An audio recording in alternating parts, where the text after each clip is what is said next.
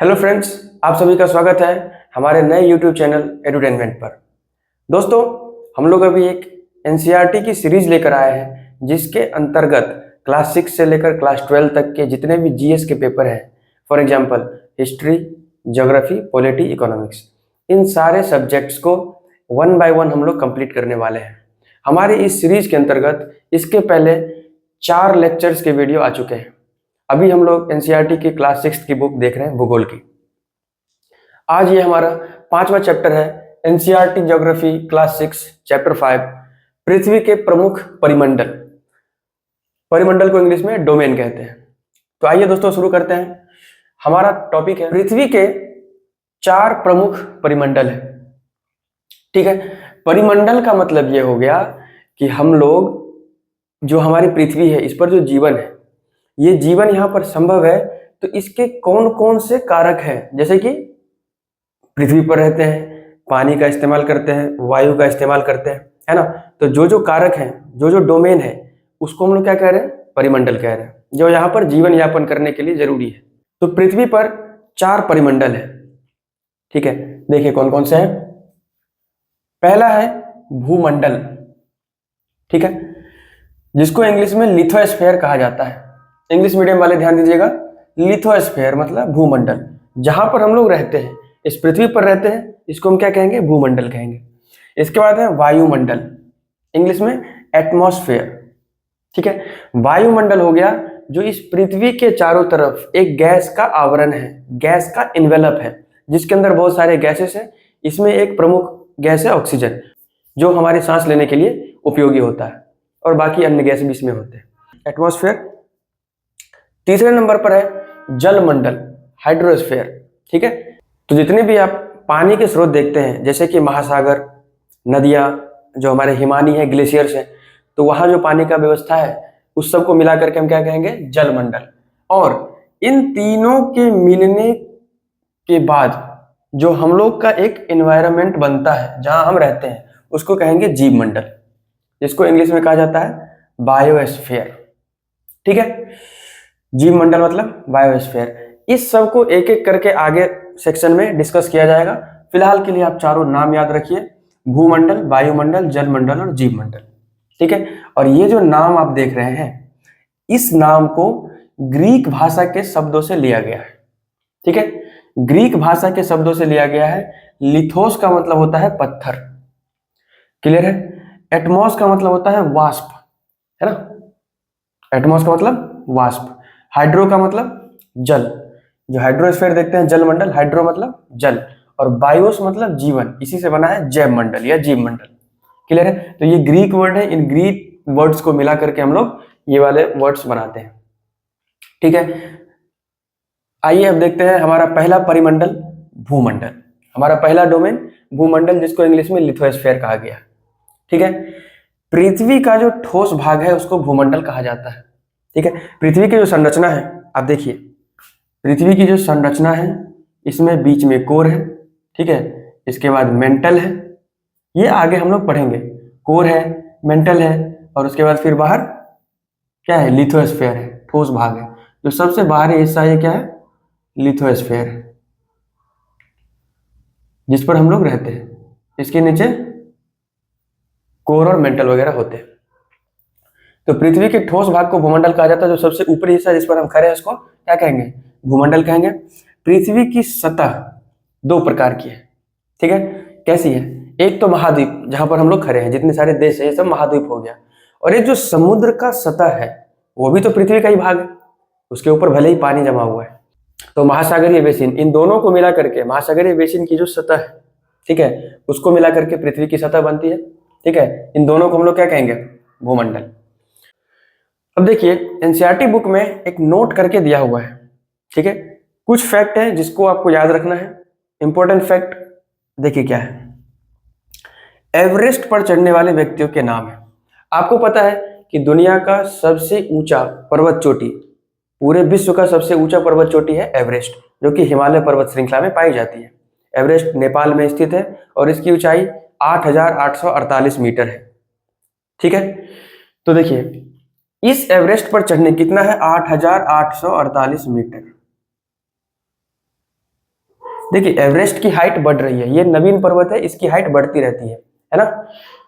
तो अभी हाल फिलहाल में अगर इसका देखा जाए तो ये 1 मीटर और बढ़ चुका है, 8849 मीटर के समथिंग हो गया है। लेकिन बुक्स में अभी भी 8848 ही लिखा जा रहा है, इसलिए इसको आप 8848 ही याद रखिए, क्योंकि आप जानते हैं कि हिमालय की ऊंचाई बढ़ रही है। तो इसको कहीं कहीं पर अभी इंटरनेट पर देखेंगे तो 8849.86 ऐसा कुछ आता है, ठीक है। लेकिन आप अभी बुक्स को अगर देखेंगे तो जो पुराने समय में छपे थे तो 8848 मीटर ही दिखाता है। आधिकारिक तौर पर ये 8848 मीटर ये भी शो होता है, ठीक है। इस एवरेस्ट पर चढ़ने वाले व्यक्तियों के नाम देखिए। विश्व के सबसे प्रथम व्यक्ति, विश्व के पहले व्यक्ति जो एवरेस्ट पर चढ़े, इसमें 2 व्यक्तियों का नाम है, ठीक है। सबसे पहले जो चढ़े एडमंड हिलेरी, जो न्यूजीलैंड के थे, ठीक है, न्यूजीलैंड देश है। एडमंड हिलेरी न्यूजीलैंड से, और तेंजिंग नोर्गे शेरपा ये भारत के थे, ठीक है। एडमंड हिलेरी और तेंजिंग नोर्गे शेरपा ये 29 मई 1958 को एवरेस्ट पर चढ़ाई कंप्लीट किए थे, ठीक है। ये दोनों साथ में गए थे, इसलिए विश्व के प्रथम व्यक्ति में इन दोनों का नाम आता है। 29 मई 1958 याद रखेंगे, ठीक है। इसके बाद विश्व की प्रथम महिला, महिलाएं आज के समय में पुरुषों के साथ कदम से कदम मिलाकर चल रही है, हमारी छोरियां छोरों से कम है के, ठीक है। तो ये देखिए विश्व की प्रथम महिला कौन थी? जुंको ताबेई, ये जापान की रहने वाली थी। जुंको ताबेई नाम था इनका, और उन्होंने 16 मई 1975 को एवरेस्ट की चढ़ाई कंप्लीट की, ठीक है। 16 मई 1975 जुंको ताबेई जो कि जापान की थी, और ये विश्व की पहली महिला थी जिसने एवरेस्ट की चढ़ाई की। इसके बाद देखिए भारत की प्रथम महिला जिसने एवरेस्ट पर चढ़ाई की, उनका नाम है बचेंद्री पाल, ठीक है, और ये भारत की रहने वाली है, और इन्होंने 23 मई 1984 ईस्वी को क्या किया है? एवरेस्ट पर चढ़ाई, एवरेस्ट फतह किया है। चलिए आगे देखते हैं। अब इस भूमंडल के अंतर्गत हमारा आता है महाद्वीप। समझाने के लिए मैंने महासागर भी लिख दिया है ताकि आपको एक ही फोटो में दोनों चीज दिखे और याद हो जाए। तो सबसे पहले हम लोग देखते हैं कि कितने महाद्वीप हैं और कितने महासागर हैं। आइए दोस्तों हम लोग महाद्वीप और महासागर के बारे में देखते हैं।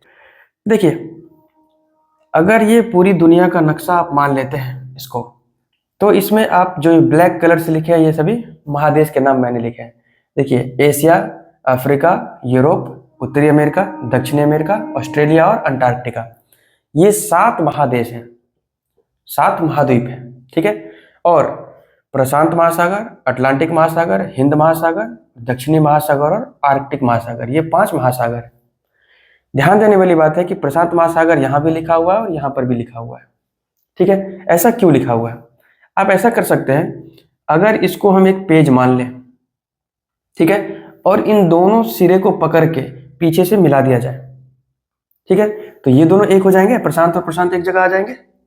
ये दोनों एक ही महासागर हैं, लेकिन क्योंकि ये प्लेन शीट पर बनाया जाता है इसलिए ये दो आपको अलग अलग दिखते हैं, जबकि अगर देखा जाए तो ये गोल, अगर ग्लोब पर देखिएगा ये दोनों एक ही जगह पर स्थित है, ठीक है। अब देखिए इन सभी महादेशों के बारे में और इन महासागरों के बारे में जो तथ्य है उनको हम नेक्स्ट स्लाइड में देखेंगे। फिलहाल के लिए आप इसका स्क्रीनशॉट ले सकते हैं।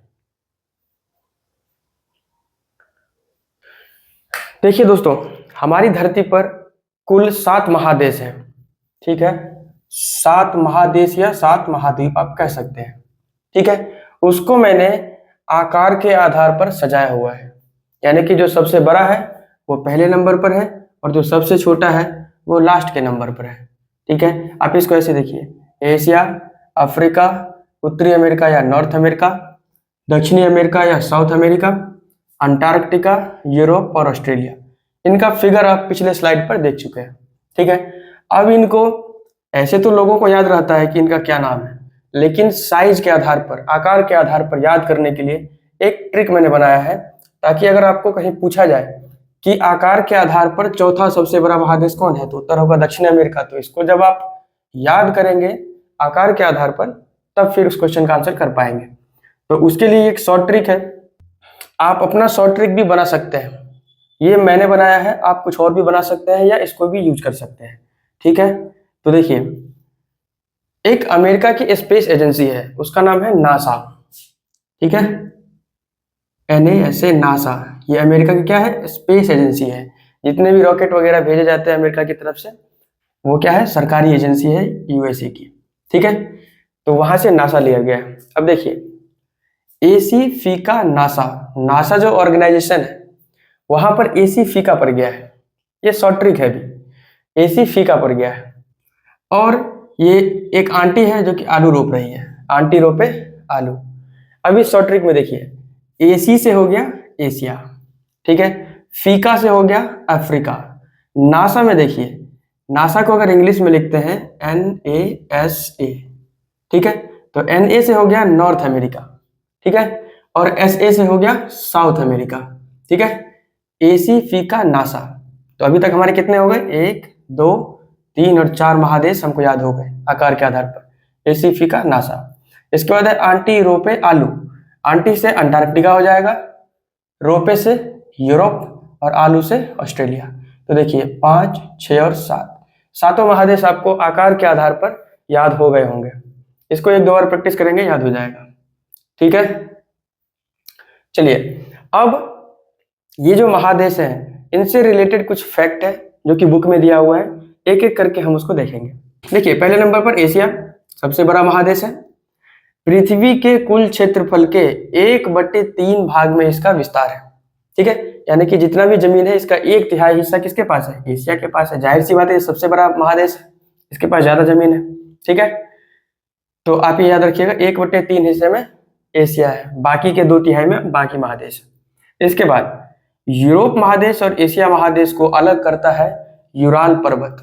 ठीक है, आप जब पढ़ रहे थे पीछे फोटो देखे थे हम लोग, तो कैसा था, देखिए एशिया यहाँ पर, अफ्रीका, यूरोप, उत्तरी अमेरिका, दक्षिणी अमेरिका, ऑस्ट्रेलिया और अंटार्कटिका महादेश, ऐसे था। तो इस एशिया और यूरोप को अलग करने के लिए इस बीच में कौन था, यूराल पर्वत था। ठीक है, यूराल पर्वत कहाँ पर है, एशिया और यूरोप के बीच में यूराल पर्वत है, एक डिवाइडर का काम करता है। ठीक है, और जब यूरोप और एशिया को सम्मिलित तौर पर देखा जाए तो ये क्या बनते हैं, Eurasia. Europe plus Asia, Eurasia. तो एशिया से ये 2-3 फैक्ट था। अभी क्लास 6 के स्टैंडर्ड के हिसाब से देख रहे हैं, बुक में जो जो दिया है मैं उसको फॉलो कर रहा हूँ। ठीक है, तो ये हो गया एशिया के बारे में। दूसरे नंबर पर देखिए कौन है, अफ्रीका। अफ्रीका में क्या खासियत है, हम लोगों ने पहले देखा था कि पृथ्वी पर यह है विषुवत रेखा, ऊपर कर्क रेखा, मकर रेखा, ऐसी रेखाएं पड़े थे। तो अफ्रीका एक ऐसा महादेश है जिससे ये तीनों ही रेखाएं पास होती है। ठीक है, अफ्रीका से कर्क, विषुवत रेखा और मकर रेखा तीनों पास होगी। तो एशिया से आप सोच के देखिए कौन कौन सा पास हो रहा होगा। एशिया से सिर्फ ये ऊपर का दोनों, कौन कौन, कर्क और विषुवत। एशिया से कौन कौन पास हो रहा है, कर्क और विषुवत ओनली। ठीक है, 2 रेखाएं पास हो रही है। लेकिन अफ्रीका से तीनों, कौन कौन, कर्क, विषुवत और मकर, ये तीनों रेखाएं अफ्रीका से गुजरती है। ये एकमात्र महादेश है जहां से ये तीनों रेखा गुजरती है।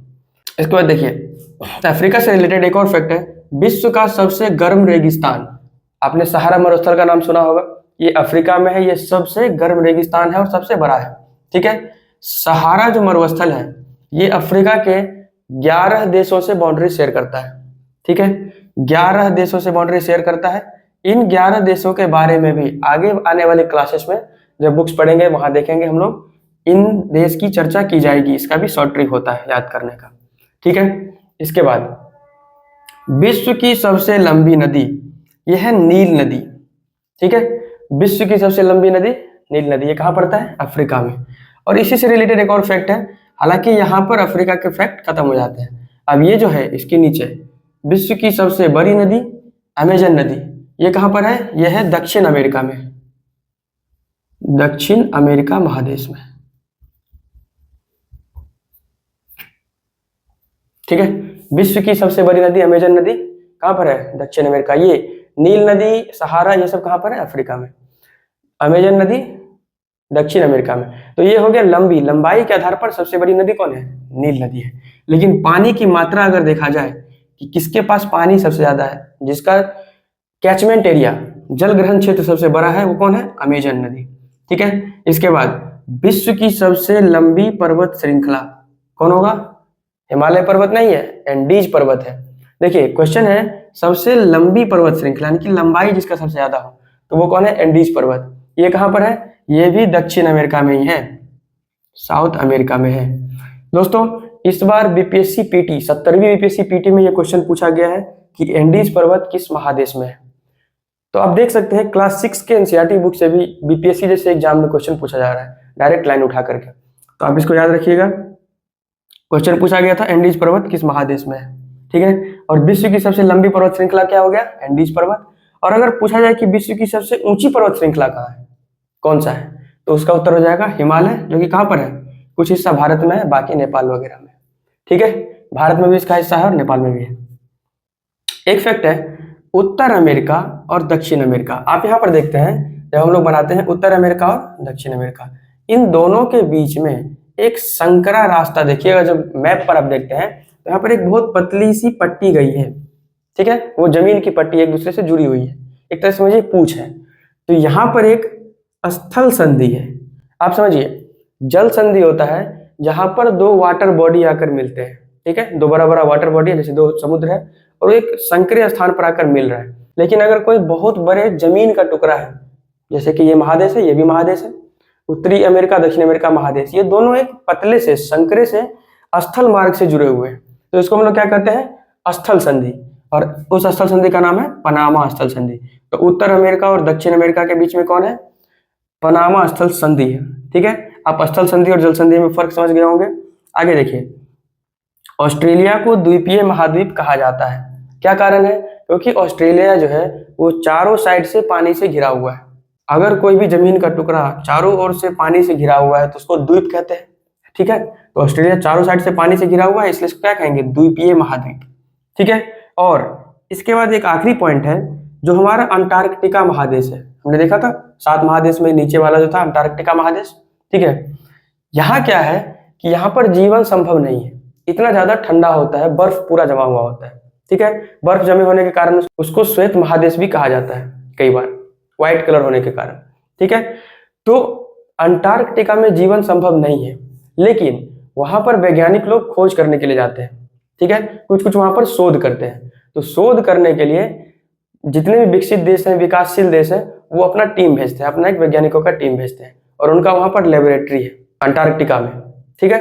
तो भारत के तरफ से भी हमारे 2 शोध संस्थान है, वहां पर रिसर्च सेंटर है, एक का नाम है मैत्री और एक का नाम है भारती। तो अंटार्कटिका में भारत के शोध संस्थान है मैत्री और भारती, जहां पर भारत अपने वैज्ञानिकों को भेजता है और अंटार्कटिका पर खोज किया जाता है, शोध किया जाता है। उम्मीद करते हैं आपको यहाँ तक समझ में आ गया होगा। आप इसका एक स्क्रीनशॉट ले लीजिए, इसके आगे नेक्स्ट स्लाइड में कंटिन्यू करेंगे। ओके फ्रेंड्स, तो हमारा अगला टॉपिक है महासागर, जिसको इंग्लिश में कहते हैं ओशियन, ठीक है। देखिए, हमारी पृथ्वी पर कुल 5 महासागर हैं। महादेश कितने थे? 7, और महासागर कितने हैं? 5, ठीक है।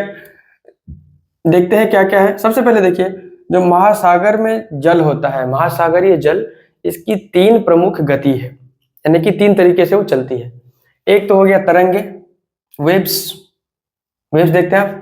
फिर एक ज्वार भाटा, अगर आप समुद्र के किनारे जाएंगे तो आपको ज्वार भाटा देखने के लिए मिलेगा। और एक होता है महासागरीय धाराएं, ठीक है। इसके बारे में और डिटेल्स में क्लास 11th 12th में दिया हुआ है, वहां पर जाएंगे तो हम लोग देखेंगे। फिलहाल के लिए आप सिर्फ ये तीनों नाम याद रखिए, तरंगे, ज्वार भाटा और महासागरीय धाराएं, ठीक है। अब फिर से जिस प्रकार से हमने महादेश को उसके आकार के आधार पर याद किया था, वैसे ही महासागर को भी उसके आकार के आधार पर याद करेंगे। देखिए, पहले नंबर पर है प्रशांत महासागर, यानी कि सबसे बड़ा महासागर प्रशांत महासागर। 1 नंबर पर है प्रशांत महासागर, इसके बाद अटलांटिक महासागर, इसके बाद हिंद महासागर, फिर अंटार्कटिक महासागर, और उसके बाद सबसे लास्ट में आर्कटिक महासागर। इसको भी याद करने के लिए मैंने एक ट्रिक बनाया है, आप अपना ट्रिक भी बना सकते हैं। मैंने जो बनाया है वो ऐसा है, जो हमारे देश के पूर्व प्रधानमंत्री, भूतपूर्व प्रधानमंत्री अटल बिहारी वाजपेयी जी थे, उनका नाम मैंने यूज किया है इस ट्रिक के अंदर। देखिए, जनरली वो क्या थे? शांत स्वभाव के थे, लेकिन जब बात पाकिस्तान की आती थी तो वो एग्रेसिव हो जाते थे, ठीक है। तो पाकिस्तान को देख के तो किसी को भी गुस्सा आता है। शांत अटल हिंद के, शांत अटल हिंद के, यानी कि वो शांति से थे, वहां पर खड़े थे, बैठे थे, और आंटी आके टोके, है ना, डिस्टर्ब करे उनको। तो ये एक शॉर्ट ट्रिक है, शांत अटल हिंद के आंटी आके टोके। शांत से हो गया प्रशांत महासागर, ठीक है। अटल से हो जाएगा अटलांटिक महासागर, हिंद से हिंद महासागर, आंटी आंटी मतलब अंटार्कटिका, आंटी अंटार्कटिका, आके टोके आर्कटिक महासागर, ठीक है। तो इस शॉर्ट ट्रिक के माध्यम से आप इसको याद रख सकते हैं। आकार के आधार पर पांचों महासागर को आप याद रखिए। देखिए, ये आकार के आधार पर याद रखना इसलिए भी जरूरी है कि कई बार क्वेश्चन पूछ दिया जाता है, ठीक है, कि अगर आकार के आधार पर सजाया जाए तो सबसे आखिरी में कौन आएगा, तो आर्कटिक आएगा। तीसरे नंबर पर कौन आएगा, हिंद महासागर आएगा। तो आपको इसको किसी भी चीज को याद करते हैं तो एक सीरियल वाइज याद करिए और किसी क्रम में याद करिए ताकि क्वेश्चंस वैसे ही पूछ जाएंगे, ठीक है। अब देखिए, अब एक एक करके सभी महासागरों से कुछ फैक्ट्स है, कुछ छोटे मोटे फैक्ट है, इसको हम लोग देखते हैं। प्रशांत महासागर यह पृथ्वी के 1/3 भाग में फैला हुआ है।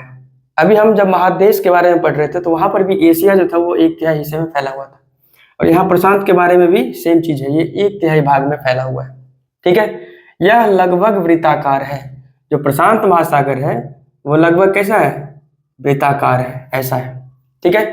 ये एशिया महादेश, ऑस्ट्रेलिया महादेश, नॉर्थ अमेरिका, जहां भी NA लिख रहा है मतलब नॉर्थ अमेरिका, और साउथ अमेरिका, इन चारों महाद्वीप को टच करता है, ठीक है। इन चारों से लगता है ये कौन सा, प्रशांत महासागर, ठीक है। अब दूसरे नंबर पर देखिए अटलांटिक महासागर। अटलांटिक महासागर जो है वो एस आकार का है। यहाँ पर है उत्तरी अमेरिका, दक्षिणी अमेरिका, यूरोप और अफ्रीका, इसके बीच में एस आकार का अटलांटिक महासागर है, ठीक है। अटलांटिक देखिए, ये अटलांटिक है, देखिए north America, south America, north America, south America, Europe और अफ्रीका, ये 4 कॉन्टिनेंट, 4 महाद्वीप से लगते हैं, ठीक है। इसके बाद अटलांटिक महासागर जो है अपने दंतुरित तटरेखा के लिए प्रसिद्ध है। दंतुरित क्या होता है आप इसको समझिए। दंतुरित का मतलब हो गया जो कोस्ट लाइन है वो ऐसा दांत जैसा, जो आरी देखे आप लोग, लकड़ी काटने वाला जो आरी होता है, ठीक है, जिसको सॉ कहते हैं, ब्लेड। तो ये जो इसका दांत होता है वो कैसा रहता है, ऊपर नीचे ऊपर खाबर रहता है।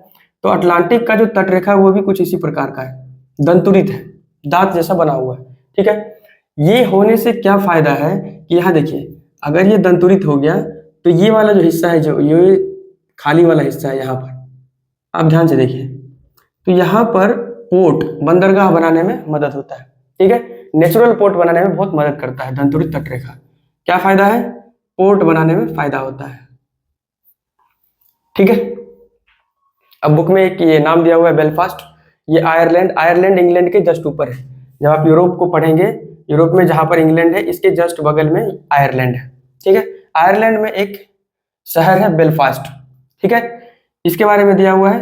ये जो दंतुरित तटरेखा है, तो बेलफास्ट में क्या है, ये पोर्ट वगैरह बने हुए हैं, ठीक है। ये उत्तरी आयरलैंड की राजधानी है, और बेलफास्ट जो है वो लागन नदी पर स्थित है। आप एक नदी को याद रखिए, बुक में दिया था मैंने इसलिए इसको यहाँ पर लिख दिया है। लागन नदी पर बसा हुआ है, और एक प्रसिद्ध टाइटेनिक जहाज था, ठीक है, RMS Titanic, royal mail steamer Titanic, जो डूब गया था अपनी पहले ही यात्रा पर, ठीक है।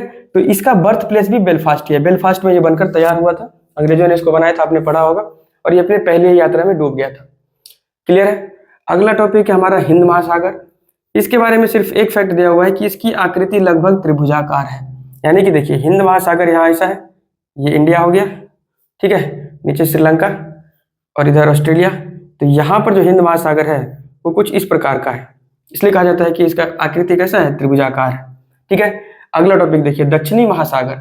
दक्षिणी महासागर मतलब जो ये हमारा अंटार्कटिक वाला हिस्सा है, ठीक है, ये उत्तरी अमेरिका, दक्षिणी America, Europe, Africa, Asia, Australia, और ये अंटार्कटिक महादेश, ठीक है। तो उसी को क्या कहते हैं, अंटार्कटिक महादेश के चारों साइड एक समुद्र जैसा बना हुआ है, पानी है, इसको हम लोग क्या कहते हैं, दक्षिणी महासागर।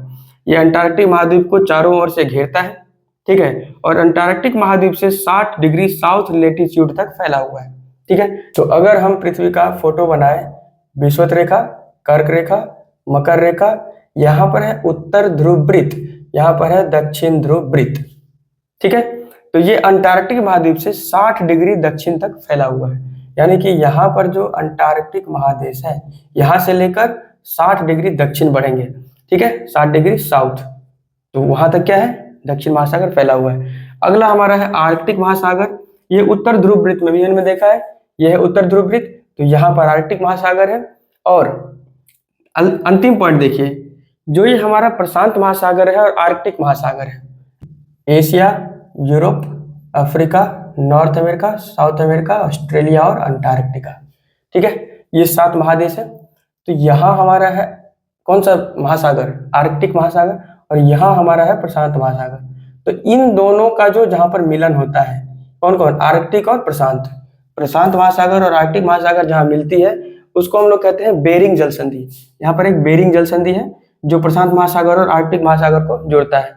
आप पहले से ही जानते हैं कि जल संधि क्या है, जब दो बड़ी वाटर बॉडी, बहुत बड़ा जैसे 2 समुद्र हैं, वो आपस में आकर एक छोटे से पतले संकरे रास्ते से मिलते हैं, ठीक है, एक छोटे रास्ते में आकर मिलते हैं, उसको हम लोग जल संधि कहते हैं। और अगर वो जमीन के माध्यम से जुड़ रहे हैं तो स्थल संधि कहते हैं। तो प्रशांत महासागर और आर्कटिक महासागर को जहां पर ये दोनों जहां पर जुड़ते हैं उसको हम लोग क्या कहते हैं, बेरिंग जल संधि। तो आई होप आपको यहाँ तक समझ में आ गया होगा। इसके आगे हम लोग नेक्स्ट स्लाइड में चर्चा करेंगे, आप इसका एक स्क्रीनशॉट ले सकते हैं। आइए दोस्तों, हम लोग अपने इस वीडियो के आखिरी सेगमेंट की ओर चलते हैं। इसके अंदर हमको वायुमंडल और जीवमंडल पढ़ना है, ठीक है। वायुमंडल को इंग्लिश में एटमॉस्फेयर कहते हैं। वायुमंडल किसे कहते हैं, पृथ्वी के चारों तरफ एक गैस का एनवेलप है, ठीक है, पृथ्वी के चारों ओर गैस की एक परत है। वायुमंडल हमें प्राणवायु जो कि ऑक्सीजन है जो हम लेते हैं वायुमंडल से प्राप्त होता है। दूसरी बात, सूर्य के हानिकारक किरणों से, पराबैंगनी किरणों से हमारी रक्षा करती है, ठीक है, ये पॉइंट याद रखिएगा। इसके बाद वायुमंडल 1600 किलोमीटर की ऊंचाई तक फैला हुआ है, ठीक है, जमीन से 1600 किलोमीटर तक की ऊंचाई तक फैला हुआ है। इसके बाद वायुमंडल को 5 परतों में बांटा गया है, 5 लेयर्स में डिवाइड किया गया है। आइए उन लेयर्स को देखते हैं एक एक करके। पहले नंबर पर है क्षोभ मंडल, जिसको इंग्लिश में कहते हैं ट्रोपोस्फेयर, ठीक है, जहां पर हम अभी खड़े हैं, सांस ले रहे हैं, किसमें हम लोग हैं, क्षोभ मंडल में, ठीक है, इधर से ऊपर की ओर बढ़ेंगे, क्षोभ मंडल, इंग्लिश में ट्रोपोस्फेयर। दूसरे नंबर पर है समताप मंडल, जिसको इंग्लिश में कहते हैं स्ट्रेटोस्फेयर। इंग्लिश मीडियम वाले इधर ध्यान देंगे, समताप मंडल या स्ट्रेटोस्फेयर, ठीक है। और इन दोनों मंडल के बीच में है ओजोन लेयर।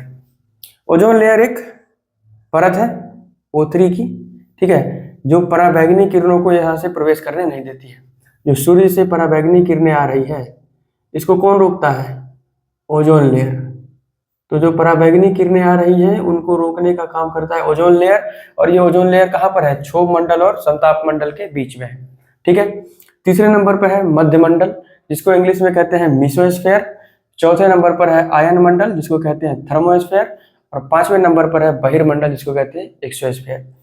दोस्तों इन सबको और भी डिटेल में बताया जाएगा आने वाले क्लासेस में, क्योंकि अभी क्लास 6 के हिसाब से हम पढ़ाई कर रहे हैं, तो अभी इसको अगर एक्सप्लेन किया जाए तो वीडियो बहुत लंबी हो जाएगी। तो इसको आने वाले चैप्टर्स में, आने वाले क्लासेस में फिर से जब ये आएगा तो वहां पर एक्सप्लेन कर दिया जाएगा कि कौन से मंडल में कौन सी घटनाएं होती है, ठीक है। जैसे हवाई जहाज कहाँ पे उड़ता है, बिजली चमकने की घटना जो है वो कहाँ पर होती है, हमारा जो दूर संचार, रेडियो, टेलीविजन, वो सब कहाँ पे होता है, हमारे सैटेलाइट कहाँ पर रहते हैं। तो इन सब चीजों को देखा जाएगा।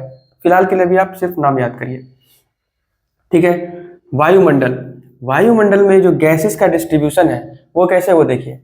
इसमें जो सबसे ज्यादा मात्रा में गैस पाया जाता है वो है नाइट्रोजन। कितना, 78%। 78% कितना है, नाइट्रोजन है, 78% नाइट्रोजन। और जो हमारा प्राण वायु है ऑक्सीजन, ये है 21%। तो देखिए इन दोनों को मिला के ही 99% हो गया। अब बाकी के 1% में हमारे कार्बन डाइऑक्साइड, आर्गन और भी बहुत सारे गैसेस हैं, ठीक है। तो ये सिर्फ 1% में पाए जाते हैं, बाकी नाइट्रोजन और ऑक्सीजन है। नाइट्रोजन जो है वो प्राणियों की वृद्धि के लिए आवश्यक है। सूर्य से जो किरण आता है पृथ्वी को हिट करता है, तो उससे पृथ्वी गर्म होती है, और फिर जब रात के समय में ये अपना हीट रिलीज करती है। तो जब ये रिलीज करती है तो ये हमारा जो CO2 गैस है हमारे वायुमंडल में, ये क्या करता है कि इस रिलीज की गई ऊष्मा को अवशोषित कर लेता है, ट्रैप कर लेता है, ठीक है, जिससे पृथ्वी गर्म रहती है। अगर ये कार्बन डाइऑक्साइड नहीं होता तो फिर रात के समय इतना ठंडा हो जाता कि फिर यहाँ रहने लायक स्थिति नहीं बनती, ठीक। CO2 कार्बन डाइऑक्साइड गैस है जो पृथ्वी का टेम्परेचर बैलेंस करता है, ठीक है। अब ऊंचाई के साथ वायुमंडल का तापमान और घनत्व कम हो जाता है, यानी कि आप जैसे जैसे ऊपर बढ़ेंगे आपको ठंड लगना स्टार्ट होगा। अगर आप हिमालय पर जाएंगे तो देखेंगे वहाँ ठंड होता है, बर्फ वगैरह पड़ती है वहाँ पे। तो जितना आप ऊंचाई पर बढ़ते जाएंगे, जितनी ऊंचाई पर बढ़ेंगे अपने वायुमंडल में, आपका तापमान कम होगा और डेंसिटी भी कम होता जाएगा। इसलिए कई बार लोग जब एवरेस्ट वगैरह पर जाते हैं तो ऑक्सीजन सिलेंडर लेकर जाना होता है, क्योंकि वहां पर वायुमंडल का घनत्व डेंसिटी बहुत कम है, वहां आप डायरेक्ट सांस नहीं ले पाएंगे। ठीक है, घनत्व कम हो जाएगा तो सांस कैसे लेंगे? कोई चीज की अगर शॉर्टेज हो गई तो आप वहां पर वो काम नहीं कर पाएंगे, तो ऑक्सीजन की शॉर्टेज हो जाती है। ठीक है, इसलिए ऑक्सीजन सिलेंडर वगैरह ले जाते हैं। तो ऊंचाई के साथ वायुमंडल का तापमान और घनत्व कम हो जाएगा। अब देखिए, ये पृथ्वी है, इस पर पूरा वायुमंडल है। तो वायुमंडल जो है पृथ्वी के अलग अलग हिस्सों पे अलग अलग प्रेशर लगाता है। ठीक है, अलग हिस्सों पर अलग प्रेशर लगाने के कारण कहीं पर हाई प्रेशर हो जाएगा, कहीं पर लो प्रेशर हो जाएगा। ठीक है, तो हाई प्रेशर और लो प्रेशर होने के कारण आप जानते हैं कि हवा जो है, अगर किसी भी चीज को हाई प्रेशर दीजिएगा तो लो प्रेशर की ओर वो भागेगा। ठीक है, अगर किसी बच्चे को पढ़ने के लिए दे दिया जाए 8 घंटे, तो वो हाई प्रेशर हो गया, तो वो क्या करेगा? लो प्रेशर, यानी कि मोबाइल लेकर बैठ जाएगा, रील देखेगा। तो क्या हो गया? हाई प्रेशर से लो प्रेशर में जा रहा है। इसी प्रकार हवा भी क्या है? हाई प्रेशर से लो प्रेशर की ओर मूव करती है। ठीक है, और इसी कारण से क्या है, हमारे पृथ्वी पर विंड सिस्टम है। हवा का जो सिस्टम है, पूर्वा हवा, पछिया हवा, ये सुनते हैं, तो वो सभी सिस्टम एटमॉस्फेरिक प्रेशर के डिफरेंस होने के कारण है। इसके बाद जो वायु गतिशील है उसको पवन कहा जाता है।